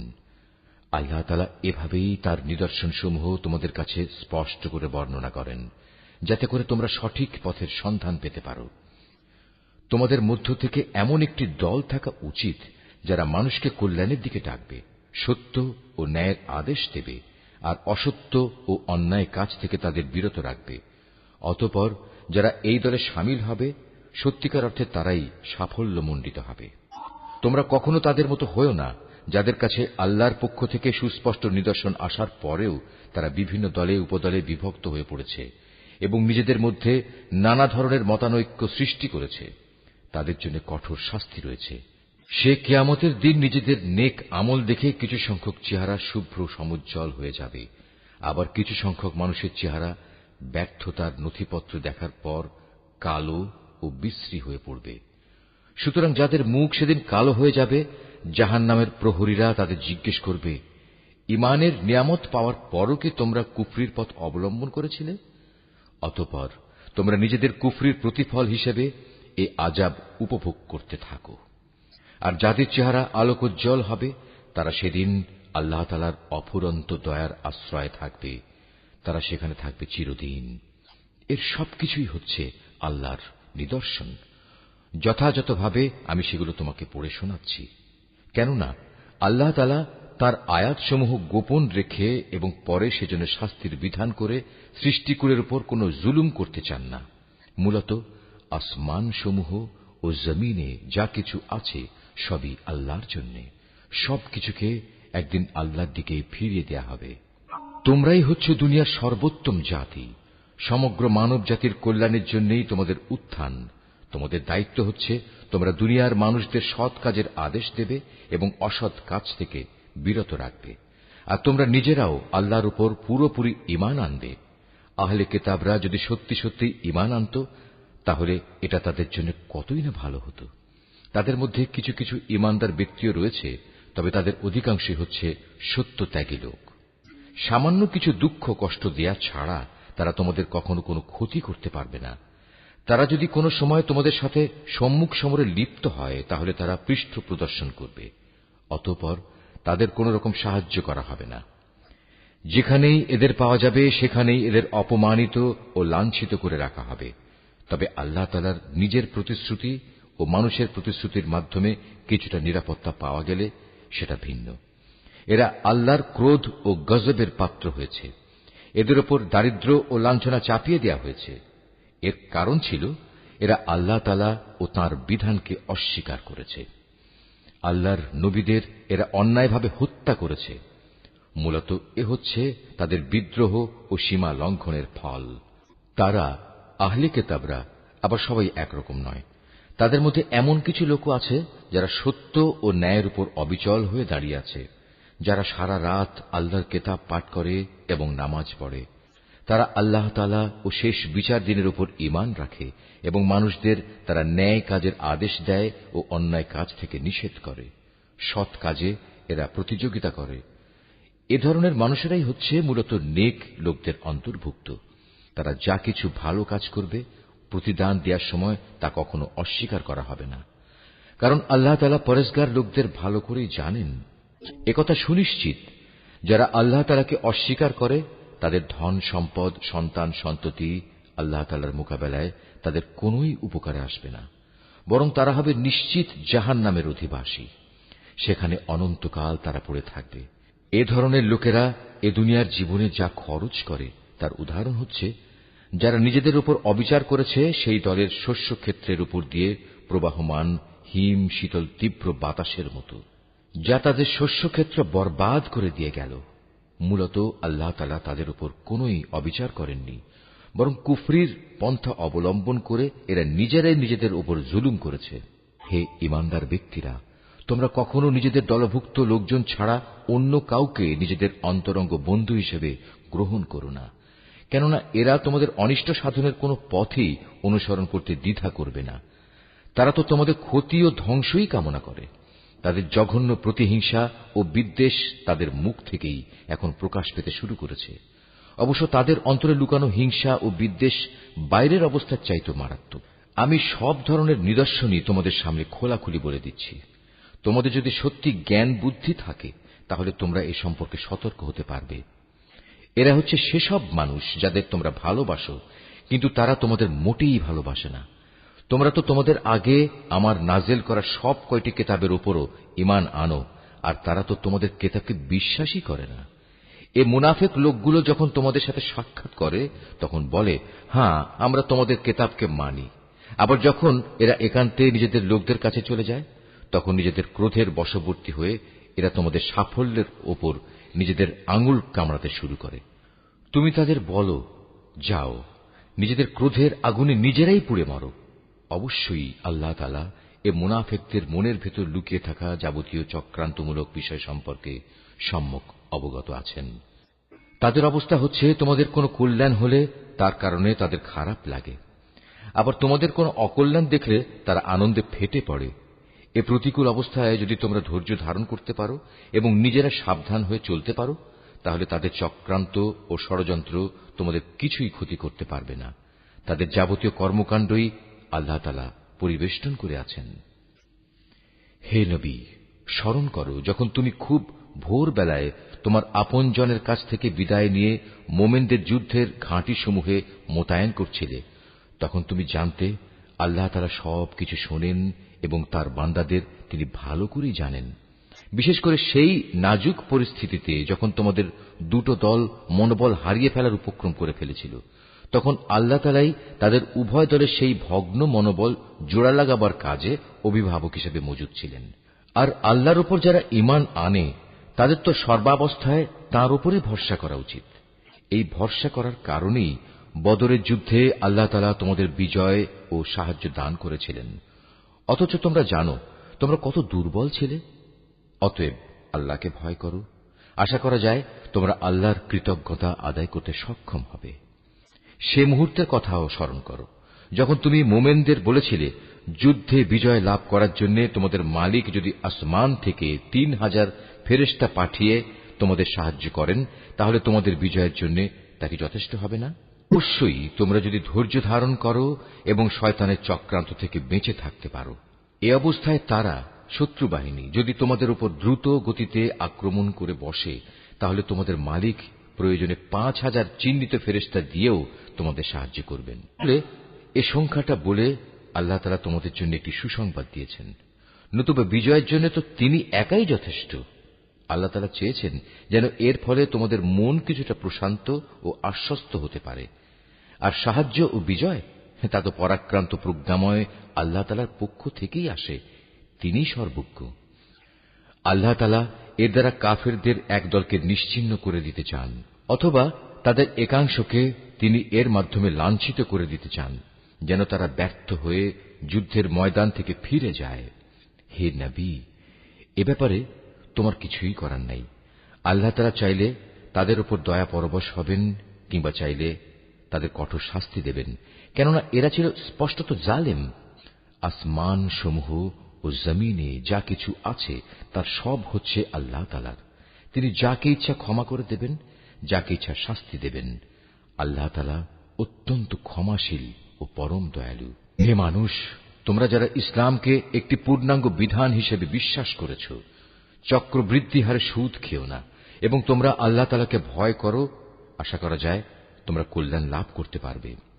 জাহান্নামের আগুনকে তোমরা ভয় করো, যা তৈরি করে রাখা হয়েছে তাদের জন্য যারা একে অস্বীকার করেছে। তোমরা আল্লাহ তাআলা ও তাঁর রাসূলের কথা মেনে চলো। আশা করা যায় তোমাদের উপর দয়া করা হবে। তোমরা তোমাদের মালিকের পক্ষ থেকে ক্ষমা পাওয়ার কাজে প্রতিযোগিতা করো, আর সেই জান্নাতের জন্যও প্রতিযোগিতা করো যার প্রশস্ততা আকাশ ও পৃথিবী সমান। আর এই বিশাল জান্নাত প্রস্তুত করে রাখা হয়েছে সেসব ভাগ্যবান লোকদের জন্য যারা আল্লাহকে ভয় করে। সচ্ছল হোক কিংবা অসচ্ছল, সর্বাবস্থায় যারা আল্লাহর পথে নিজেদের ধন সম্পদ ব্যয় করে, যারা নিজেদের ক্রোধ সংবরণ করে এবং মানুষের অপরাধসমূহ যারা ক্ষমা করে দেয়। আসলে ভালো মানুষদের আল্লাহ তাআলা হামেশাই ভালোবাসেন। ভালো মানুষ হচ্ছে তারা যারা কখনো কোনো অশ্লীল কাজ করে ফেললে কিংবা এর দ্বারা নিজেদের উপর নিজেরা জুলুম করে বসলে সাথে সাথেই আল্লাহকে স্মরণ করে এবং গুনাহের জন্য আল্লাহর ক্ষমা প্রার্থনা করে। কেননা আল্লাহ তাআলা ছাড়া আর কে আছে যে তাদের গুনাহ মাফ করে দিতে পারে? তদুপরি এরা জেনে বুঝে নিজেদের গুনার উপর অটল হয়েও বসে থাকে না। এই সে বৈশিষ্ট্যমণ্ডিত মানুষগুলো, মালিকের পক্ষ থেকে তাদের প্রতিদান হবে আল্লাহ তাআলা তাদের ক্ষমা করে দেবেন, আর তাদের এমন এক জান্নাত দেবেন যার তলদেশ দিয়ে ঝর্ণাধারা বইতে থাকবে। এ জান্নাতে নেককার লোকেরা অনন্তকাল ধরে অবস্থান করবে। সৎ কর্মশীল ব্যক্তিদের জন্য আল্লাহর পক্ষ থেকে কত সুন্দর প্রতিদানের ব্যবস্থা রাখা হয়েছে। তোমাদের আগেও বহু জাতির বহু উদাহরণ ছিল যা এখন অতীত হয়ে গেছে। সুতরাং এদের পরিণতি দেখার জন্য তোমরা পৃথিবীতে ঘুরে বেড়াও এবং দেখো আল্লাহ তাআলা ও তাঁর বিধান মিথ্যা প্রতিপন্নকারীদের পরিণতি কি হয়েছিল। বস্তুত এটি হচ্ছে মানব জাতির জন্য একটি সুস্পষ্ট ব্যাখ্যা, এবং আল্লাহ তাআলাকে যারা ভয় করে এটি তাদের জন্য একটি সুস্পষ্ট পথ নির্দেশ ও সদুপদেশ বই কিছুই নয়। তোমরা হতোদ্যম হও না, চিন্তিত হও না।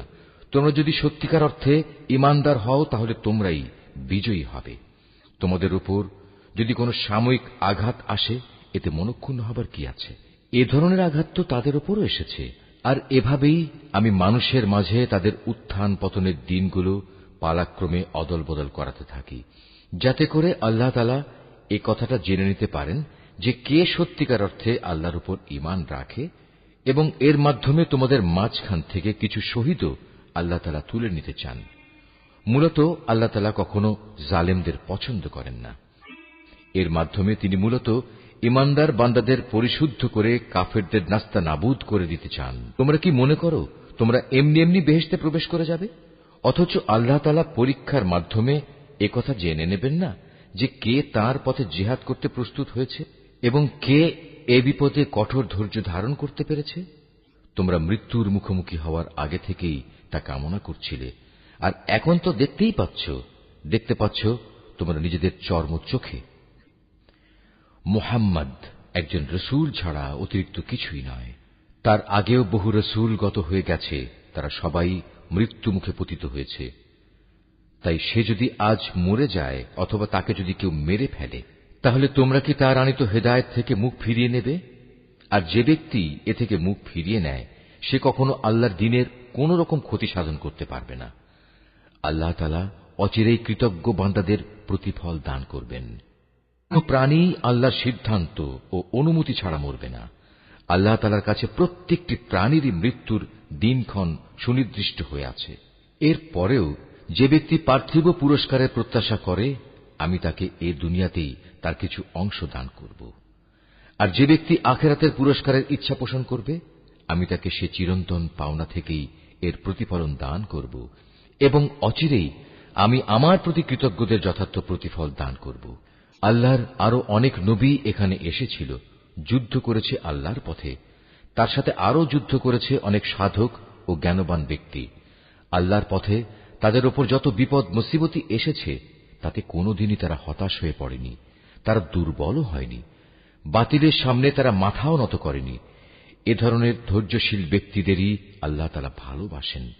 তাদের মুখে এছাড়া অন্য কথা ছিল না যে তারা বলেছিল, হে আমাদের মালিক, তুমি আমাদের যাবতীয় গুনাহখাতা মাফ করে দাও, আমাদের কাজকর্মের সব বাড়াবাড়ি তুমি ক্ষমা করে দাও, এবং বাতিলের মোকাবেলায় তুমি আমাদের কদম মজবুত রাখো। হক ও বাতিলের সম্মুখ সমরে কাফেরদের উপর তুমি আমাদের বিজয় দাও। অতঃপর আল্লাহ তাআলা এই নেক বান্দাদের দুনিয়ার জীবনেই ভালো প্রতিফল দিয়েছেন, এবং পরকালীন জীবনেও তিনি তাদের জন্য উত্তম পুরস্কার দিয়েছেন। আল্লাহ তাআলা নেককার বান্দাদের ভালোবাসেন। হে মানুষ, তোমরা যারা আল্লাহর উপর ঈমান এনেছো, তোমরা যদি কথায় কথায় এই কাফেরদের অনুসরণ করতে শুরু করো, তাহলে এরা তোমাদের ঈমান পূর্ববর্তী জাহেলিয়াতের অবস্থায় ফিরিয়ে নিয়ে যাবে। ফলে তোমরা নিদারুণভাবে ক্ষতিগ্রস্ত হয়ে পড়বে। আল্লাহ তাআলাই হচ্ছেন তোমাদের একমাত্র রক্ষক ও অভিভাবক, এবং তিনিই হচ্ছেন তোমাদের উত্তম সাহায্যকারী। অচিরেই আমি এ কাফেরদের অন্তরে ভীতি সঞ্চার করে দেব, কারণ তারা আল্লাহর সাথে অন্যদের শরীক বানিয়ে তাদের অনুসরণ করেছে, অথচ তাদের এ কাজের সপক্ষে আল্লাহ তাআলা কোন দলিল প্রমাণ তাদের কাছে পাঠাননি। এদের শেষ গন্তব্যস্থল হচ্ছে জাহান্নামের আগুন। জালেমদের বাসস্থান এই জাহান্নাম কত নিকৃষ্ট! ওহদের ময়দানে আল্লাহ তাআলা তোমাদের যে সাহায্য দেওয়ার প্রতিশ্রুতি দিয়েছিলেন তা তিনি পালন করেছেন। যুদ্ধের প্রথম দিকে তোমরা আল্লাহর অনুমতি ও সাহায্য নিয়ে তাদের নির্মূল করে যাচ্ছিলে। পরে যখন তোমরা সাহস ও মনোবল হারিয়ে ফেললে এবং আল্লাহর রসুলের বিশেষ একটি আদেশ পালনের ব্যাপারে মতপার্থক্য শুরু করে দিলে, এমনকি আল্লাহর রসুল যখন তোমাদের ভালোবাসার সেই জিনিস তথা আসন্ন বিজয় দেখিয়ে দিলেন, তারপরেও তোমরা তার কথা অমান্য করে তার বলে দেয়া স্থান ছেড়ে চলে গেলে। তোমাদের কিছু লোক ঠিক তখন বৈষয়িক ফায়দা হাসিলে ব্যস্ত হয়ে পড়ল। তখনও তোমাদের কিছু লোক পরকালের কল্যাণী চাইতে থাকল। অতঃপর আল্লাহ তাআলা এর দ্বারা তোমাদের ঈমানের পরীক্ষা নিতে চাইলেন এবং তা থেকে তোমাদের অন্যদিকে ফিরিয়ে দিলেন। অতঃপর আল্লাহ তাআলা তোমাদের মাফ করে দিলেন। আল্লাহ তাআলা হামেশাই ঈমানদারদের উপর দয়াবান। ওহুদের সম্মুখ সমরে বিপর্যয় দেখে তোমরা যখন ময়দান ছেড়ে পাহাড়ের উপরের দিকে উঠে যাচ্ছিলে এবং তোমরা তোমাদের কোন লোকের প্রতি লক্ষ্য রাখছিলে না, অথচ আল্লাহর রসুল তোমাদের তখনও পেছন থেকে ডাকছিল, কিন্তু তোমরা শুনলে না। তাই আল্লাহ তাআলা তোমাদের দুঃখের পর দুঃখ দিলেন, যেন তোমাদের কাছ থেকে যা হারিয়ে গেছে এবং যা কিছু বিপদ তোমাদের উপর পতিত হয়েছে, এর কোনোটার ব্যাপারে তোমরা উদ্বিগ্ন ও মর্মাহত না হও। আল্লাহ তাআলা তোমাদের সব ধরনের কর্মকাণ্ড সম্পর্কেই ওয়াকিবহাল রয়েছেন। এরপর আল্লাহ তাআলা তোমাদের উপর এমন সন্তোষজনক পরিস্থিতি নাযিল করে দিলেন, এর ফলে তোমাদের একদল লোক তন্দ্রাচ্ছন্ন হয়ে পড়ে, আর একদল লোক যাদের নিজেরাই নিজেদের উদ্বিগ্ন করে রেখেছিল, তারা তাদের জাহেলি যুগের ধারণা অনুযায়ী আল্লাহ তাআলা সম্পর্কে অন্যায় ধারণা করতে থাকে। এক পর্যায়ে তারা এও বলতে শুরু করে, যুদ্ধ পরিচালনার কাজে কি আমাদের কোনো ভূমিকা আছে? হে নবী, তুমি তাদের বলো, এ ব্যাপারে আমারও কোনো ভূমিকা নেই। ক্ষমতা ও কর্তৃত্বের সবটুকু আল্লাহর হাতে।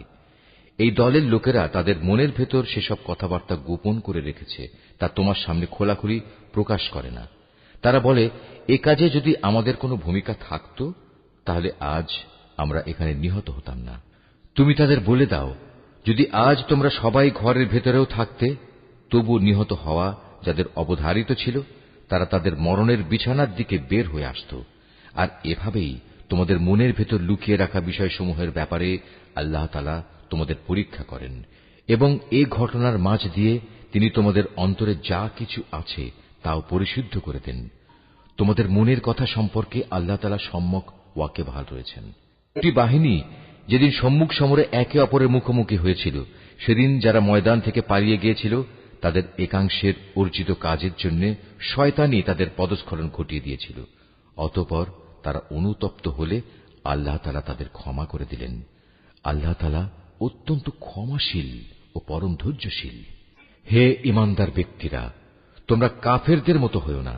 তাদের অবস্থা ছিল এমন, এ কাফেরদের কোনো ভাই বন্ধু যখন বিদেশ বিভুঁয়ে মারা যেত কিংবা কোনো যুদ্ধে লিপ্ত হতো, তখন এরা তাদের সম্পর্কে বলতো, এরা যদি বাইরে না গিয়ে আমাদের কাছে থাকত, তাহলে এরা কিছুতেই মরত না এবং এরা নিহতও হতো না। এভাবেই এ মানসিকতাকে আল্লাহ তাআলা তাদের মনের আক্ষেপে পরিণত করে দেন। আসলে আল্লাহই মানুষের জীবন দেন, আল্লাহই মানুষের মৃত্যু ঘটান, এবং তোমরা এ দুনিয়ায় যা করে যাচ্ছ, আল্লাহ তাআলা তার সব কিছুই দেখেন। তোমরা যদি আল্লাহর পথে নিহত হও অথবা সে পথে থেকেই তোমরা মৃত্যুবরণ করো, তাহলে আল্লাহর পক্ষ থেকে যে রহমত ও ক্ষমা লাভ করবে তা হবে কাফেরদের সঞ্চিত অর্থ সামগ্রীর চাইতে অনেক বেশি উত্তম। আল্লাহর পথে যদি তোমরা জীবন বিলিয়ে দাও অথবা তাঁরই পথে তোমাদের মৃত্যু হয়, তাহলেই তোমাদের কি করার থাকবে? কারণ তোমাদের তো একদিন আল্লাহ তাআলার সমীপে এমনি একত্রিত করা হবে। এটা আল্লাহর এক অসীম দয়া যে তুমি এদের সাথে ছিলে কোমল প্রকৃতির মানুষ। এর বিপরীত যদি তুমি নিষ্ঠুর ও পাষাণ হৃদয়ের মানুষ হতে, তাহলে এসব লোক তোমার আশপাশ থেকে সরে যেত। অতএব তুমি এদের অপরাধসমূহ মাফ করে দাও। এদের জন্য আল্লাহর কাছে ক্ষমা প্রার্থনা করো এবং কাজ কর্মের ব্যাপারে এদের সাথে পরামর্শ করো। অতঃপর সে পরামর্শের ভিত্তিতে সংকল্প একবার যখন নিয়ে নেবে, তখন তার সফলতার জন্য আল্লাহর উপর ভরসা করো। আল্লাহ তাআলা তার উপর নির্ভরশীল মানুষদের ভালোবাসেন। যদি আল্লাহ তাআলা তোমাদের সাহায্য করেন, তাহলে কোনো শক্তি তোমাদের পরাজিত করতে পারবে না। আর তিনি যদি তোমাদের পরিত্যাগ করেন, তাহলে এখানে এমন কোন শক্তি আছে যে অতঃপর তোমাদের কোন রকম সাহায্য করতে পারে? কাজেই আল্লাহর উপর যারা ঈমান আনে, তাদের আল্লাহর উপরই ভরসা করা উচিত। কোন নবীর পক্ষে কোন বস্তুর খেয়ানত করা সম্ভবই নয়। হ্যাঁ, মানুষের মধ্যে কেউ যদি কিছু খেয়ানত করে, তাহলে কিয়ামতের দিন সে ব্যক্তিকে তার খেয়ানতের সে বস্তু সহ আল্লাহর দরবারে হাজির হতে হবে। অতঃপর প্রত্যেককেই তার অর্জিত ভালো মন্দের পাওনা সঠিকভাবে আদায় করে দেয়া হবে। সেদিন তাদের কারো ওপর অবিচার করা হবে না। যে ব্যক্তি আল্লাহর সন্তুষ্টির পথ অনুসরণ করে, তার সাথে কিভাবে সে ব্যক্তির তুলনা করা যায়? যে আল্লাহর বিরোধী পথে চলে শুধু তার ক্রোধই অর্জন করেছে, তার এমন ব্যক্তির জন্য জাহান্নামের আগুন হবে একমাত্র বাসস্থান, আর তা হবে সত্যিই একটি নিকৃষ্ট আশ্রয়স্থল। এরা নিজ নিজ আমল অনুযায়ী আল্লাহর কাছে বিভিন্ন স্তরে বিভক্ত হবে। আল্লাহ তাআলা এদের সব ধরনের কার্যকলাপের উপর সজাগ দৃষ্টি রাখেন। আল্লাহ তাআলা অবশ্যই তাঁর ঈমানদার বান্দাদের উপর এই অনুগ্রহ করেছেন যে তিনি তাদের মাঝ থেকে একজন ব্যক্তিকে রসূল করে পাঠিয়েছেন, যে তাদের কাছে আল্লাহর কিতাবের আয়াতসমূহ পড়ে শোনায় এবং সে অনুযায়ী সে তাদের জীবনকে পরিশুদ্ধ করে। সর্বোপরি সে নবী তাদের আল্লাহর কিতাব ও তাঁর গ্রন্থলব্ধ জ্ঞান বিজ্ঞান শিক্ষা দেয়। অথচ এরা সবাই ইতিপূর্বে স্পষ্ট ভ্রান্তিতে নিমজ্জিত ছিল। যখনই তোমাদের উপর ওহদ যুদ্ধের বিপদ নেমে এলো, তখনই তোমরা বলতে শুরু করলে, পরাজয়ের এ বিপদ কিভাবে এলো, কার দোষে এলো? অথচ বদরের যুদ্ধে এর চাইতে দ্বিগুণ পরাজয়ের বিপদ তো তোমরাই তাদের ঘটিয়েছিলে। হে নবী, তুমি বলো, এটা এসেছে তোমাদের নিজেদের কারণেই। আল্লাহ তাআলা সর্ববিষয়ের উপর অসীম ক্ষমতায় ক্ষমতাবান। উহুদের ময়দানে দুদলের সম্মুখ লড়াইয়ের দিনে যে সাময়িক বিপর্যয় তোমাদের উপর এসেছিল, তা এসেছে আল্লাহর ইচ্ছায়।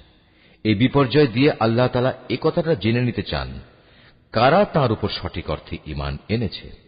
এর মাধ্যমে তাদের পরিচয়ও তিনি জেনে নেবেন। যারা এই চরম মুহূর্তে মুনাফিকি করেছে, এ মুনাফিকদের যখন বলা হয়েছিল যে সবাই একসাথে আল্লাহর পথে লড়াই করো, অথবা কমপক্ষে নিজেদের শহরের প্রতিরক্ষাটুকু তোমরা করো, তখনও তারা বলল, যদি আমরা জানতাম আজ সত্যি সত্যি যুদ্ধ হবে, তাহলে অবশ্যই আমরা তোমাদের অনুসরণ করতাম। এ সময় তারা ঈমানের চাইতে কুফরিরই বেশি কাছাকাছি অবস্থান করছিল। এরা মুখে এমন সব কথা বলে যা তাদের অন্তরে নেই, আর এরা যা কিছু গোপন করে আল্লাহ তাআলা তা সম্যক অবগত আছেন। সেসব মুনাফিক যারা যুদ্ধে শরিক না হয়ে ঘরে বসে থাকল এবং ভাইদের সম্পর্কে বলল, তারা যদি তাদের মতো ঘরে বসে থাকত এবং তাদের কথা শুনত, তাহলে তারা আজ এভাবে মারা পড়ত না। হে নবী, তুমি এ মুনাফিকদের বলো, যদি তোমরা সত্যবাদী হও, তাহলে তোমাদের থেকে মৃত্যু সরিয়ে দাও।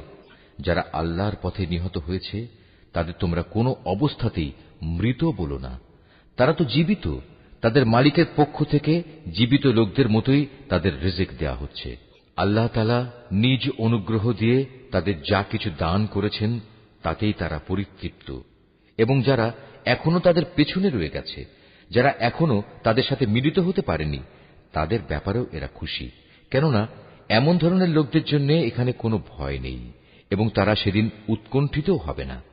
এ ভাগ্যবান মানুষরা আল্লাহর পক্ষ থেকে অফুরন্ত নিয়ামত ও অনুগ্রহে উৎফুল্ল আনন্দিত হয়, কারণ আল্লাহ তাআলা ঈমানদার বান্দাদের পাওনা কখনো বিনষ্ট করেন না। এত বড় আঘাত আসার পরেও যারা আবার আল্লাহ তাআলা ও তার রসূলের ডাকে সাড়া দিয়েছে এবং তাদের মধ্যে আরো যারা নেক কাজ করেছে, সর্বোপরি সর্বদা যারা আল্লাহকে ভয় করে চলেছে, এদের সবার জন্য রয়েছে মহাপুরস্কার। যাদের মানুষেরা যখন বলল, তোমাদের বিরুদ্ধে কাফেরদের এক বিশাল বাহিনী জামায়াত হয়েছে, অতএব তোমরা তাদের ভয় করো, এ বিষয়টাই যারা যথার্থ ঈমানদার তাদের ঈমান আরো বাড়িয়ে দিল। তারা বলল, আল্লাহ তাআলাই আমাদের জন্য যথেষ্ট এবং তিনিই হলেন উত্তম কর্মবিধায়ক। অতঃপর আল্লাহর নেয়ামত ও অনুগ্রহ নিয়ে এরা এমন ভাবে ফিরে এলো যে কোন প্রকার অনিষ্টই তাদের স্পর্শ করতে পারল না। এরা আল্লাহর সন্তুষ্টির পথই অনুসরণ করল। বস্তুত আল্লাহ তাআলা মহা অনুগ্রহশীল। এই হচ্ছে তোমাদের প্ররোচনা দানকারী শয়তান।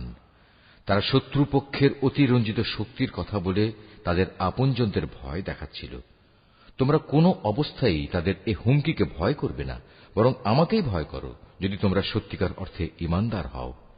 হে নবী, যারা দ্রুত গতিতে কুফরির পথে এগিয়ে যাচ্ছে তাদের কর্মকাণ্ড যেন তোমাকে চিন্তান্বিত না করে।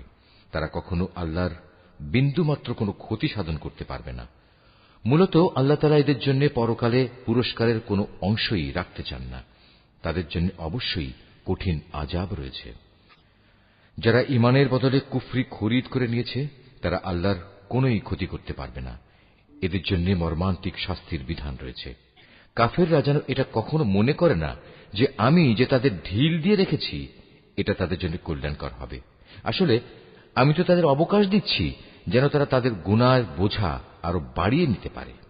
আর তোমাদের মধ্যে তাদের জন্য প্রস্তুত রয়েছে লাঞ্ছনাদায়ক আযাব। আল্লাহ তাআলা কখনো তার ঈমানদার বান্দাদের তোমরা বর্তমানে যে ভালো মন্দে মিশানো অবস্থার উপর আছো এর উপর ছেড়ে দিতে চান না, যতক্ষণ না তিনি সৎ লোকদের অসৎ লোকদের থেকে আলাদা করে দেবেন। একইভাবে এটা আল্লাহ তাআলার কাজ নয় যে তিনি তোমাদের অদৃশ্য জগতের খোঁজ খবরের উপর কিছু অবহিত করবেন। তবে আল্লাহ তাআলা তার রসুলদের মাঝ থেকে যাকে চান তাকে বিশেষ কোনো কাজের জন্য বাছাই করে নেন। অতঃপর তোমরা আল্লাহ তাআলা ও তার রসুলদের উপর বিশ্বাস স্থাপন করো। তোমরা যদি আল্লাহর উপর যথাযথভাবে ঈমান আনো এবং নিজেরা সাবধান হয়ে চলতে পারো তাহলে তোমাদের জন্য মহা পুরস্কার রয়েছে। আল্লাহ তাআলা নিজের অনুগ্রহ দিয়ে তাদের যে প্রাচুর্য দিয়েছেন, যারা তা আল্লাহর পথে ব্যয় করতে কার্পণ্য করে তারা যেন কখনো এটা মনে না করে এটা তাদের জন্য কোনো কল্যাণকর কিছু হবে না। আসলে এই কৃপণতা তাদের জন্য খুবই অকল্যাণকর। কার্পণ্য করে তারা যা জমা করেছে অচিরেই কিয়ামতের দিন তা দিয়ে তাদের গলায় বেড়ি পরিয়ে দেয়া হবে। আসমান সমূহ ও জমিনের উত্তরাধিকার তো আল্লাহ তাআলার, আর তোমাদের প্রতিটি কার্যকলাপ সম্পর্কে আল্লাহ তাআলা বিশেষভাবে অবগত রয়েছেন। আল্লাহ তাআলা সেই ইহুদি লোকদের কথা ভালো করেই শুনেছেন যখন তারা বিদ্রূপ করে বলেছিল, হ্যাঁ আল্লাহ তাআলা অবশ্যই গরীব আর আমরা হচ্ছি ধনী। তারা যা কিছু বলে তা আমি তাদের হিসেবের খাতায় লিখে রাখব। আমি আরো লিখে রাখব অন্যায়ভাবে তাদের নবীদের হত্যা করার বিষয়টিও। সেদিন আমি তাদের বলবো, এবার এই জাহান্নামের স্বাদ উপভোগ করো। এ আযাব হচ্ছে তোমাদের নিজেদেরই হাতের কামাই যা তোমরা আগেই এখানে পাঠিয়েছ। আল্লাহ তাআলা কখনো তার নিজ বান্দাদের প্রতি অবিচারক নন। যারা বলে স্বয়ং আল্লাহ তাআলাই তো আমাদের আদেশ দিয়েছেন যেন আমরা কোন রসুলের উপর ঈমান না আনি যতক্ষণ না সে আমাদের জন্য এমন একটা কোরবানি এনে হাজির করবে যা গায়েব থেকে এক আগুন এসে খেয়ে ফেলবে। হে মুহাম্মদ, তুমি তাদের বলো, হ্যাঁ আমার আগেও তোমাদের কাছে বহু নবী রসুল এসেছে, তারা সবাই উজ্জ্বল নিদর্শন নিয়েই এসেছিল। তোমরা আজ যে কথা বলছো তা সহই তো তারা এসেছিল। তা সত্ত্বেও তোমরা তাদের হত্যা করলে কেন? আজ যদি তোমরা এতই সত্যবাদী হও তাহলে কেন এসব আচরণ করলে? হে মুহাম্মদ, এরা যদি তোমাকে অস্বীকার করে তাহলে এ নিয়ে তুমি উদ্বিগ্ন হও না, কারণ তোমার আগেও এমন বহু নবী রসুল নবুয়তের সুস্পষ্ট দলিল প্রমাণ ও আল্লাহর কাছ থেকে নাজিল করা হেদায়েতের দীপ্তিমান গ্রন্থমালা নিয়ে এসেছিল। তাদেরও এমনি ভাবেই অস্বীকার করা হয়েছিল। প্রত্যেক প্রাণীকেই মরণের স্বাদ ভোগ করতে হবে। অতঃপর তোমাদের জীবনভর কামাইয়ের প্রতিফল কিয়ামতের দিন আদায় করে দেয়া হবে। যাকে জাহান্নামের আগুন থেকে বাঁচিয়ে দেয়া হবে এবং জান্নাতে প্রবেশ করানো হবে, সেই হবে সফল ব্যক্তি। মনে রেখো, এই যে পার্থিব জীবন তা বাহ্যিক ছলনার মাল সামানা ছাড়া আর কিছুই নয়। হে ঈমানদার ব্যক্তিরা, নিশ্চয়ই জানমালের ক্ষতি সাধনের মাধ্যমে তোমাদের পরীক্ষা নেওয়া হবে। এ পরীক্ষা দিতে গিয়ে তোমরা অবশ্যই তোমাদের পূর্ববর্তী সম্প্রদায় যাদের কাছে আল্লাহর কিতাব নাজিল হয়েছিল এবং যারা আল্লাহর সাথে অন্যদের শরীক করেছে তাদের উভয়ের কাছ থেকে অনেক কষ্টদায়ক কথাবার্তা শুনবে। এ অবস্থায় তোমরা যদি কঠোর ধৈর্য ধারণ করো এবং আল্লাহকে ভয় করে চলো, তাহলে তা হবে অত্যন্ত বড় ধরনের এক সাহসিকতার ব্যাপার। স্মরণ করো, যখন আল্লাহ তাআলা এই কিতাবধারী ব্যক্তিদের কাছ থেকে প্রতিশ্রুতি গ্রহণ করেছিলেন, তিনি তাদের বলেছিলেন, তোমরা একে মানুষদের কাছে বর্ণনা করবে এবং একে তোমরা গোপন করবে না। কিন্তু তারা এ প্রতিশ্রুতি নিজেদের পেছনে ফেলে রাখল এবং অত্যন্ত অল্প মূল্যে তা বিক্রি করে দিল। বড়ই নিকৃষ্ট ছিল যেভাবে তারা সে বেচাকেনার কাজটি করল। এমন সব লোকদের ব্যাপারে তুমি কখনো ভেবো না, যারা নিজেরা যা করে তাতে আনন্দ প্রকাশ করে, আবার নিজেরা যা কখনো করেনি তার জন্য প্রশংসিত হতে ভালোবাসে। তুমি কখনো ভেবো না যে এরা বুঝি আল্লাহর আযাব থেকে অব্যাহতি পেয়ে গেছে। মূলত এদের জন্য আল্লাহর পক্ষ থেকে যন্ত্রণাদায়ক শাস্তির ব্যবস্থা নির্ধারণ করে রাখা হয়েছে। আসমান সমূহ ও জমিনের সার্বভৌমত্ব এককভাবে আল্লাহর জন্য। আল্লাহ তাআলাই সবকিছুর উপর পূর্ণ ক্ষমতাবান। নিঃসন্দেহে আসমান সমূহ ও জমিনের নিখুঁত সৃষ্টি এবং দিবারাত্রির আবর্তনের মধ্যে জ্ঞানবান লোকদের জন্য প্রচুর নিদর্শন রয়েছে। এই জ্ঞানবান লোক হচ্ছে তারা, যারা দাঁড়িয়ে, বসে এবং শুয়ে সর্বাবস্থায় আল্লাহ তাআলাকে স্মরণ করে এবং আসমান সমূহ ও জমিনের এই সৃষ্টি নৈপুণ্য সম্পর্কে চিন্তা গবেষণা করে এবং স্বতঃস্ফূর্তভাবে তারা বলে ওঠে, হে আমাদের মালিক, সৃষ্টি জগতের কোনো কিছুই তুমি অযথা বানিয়ে রাখোনি, তোমার সত্তা অনেক পবিত্র।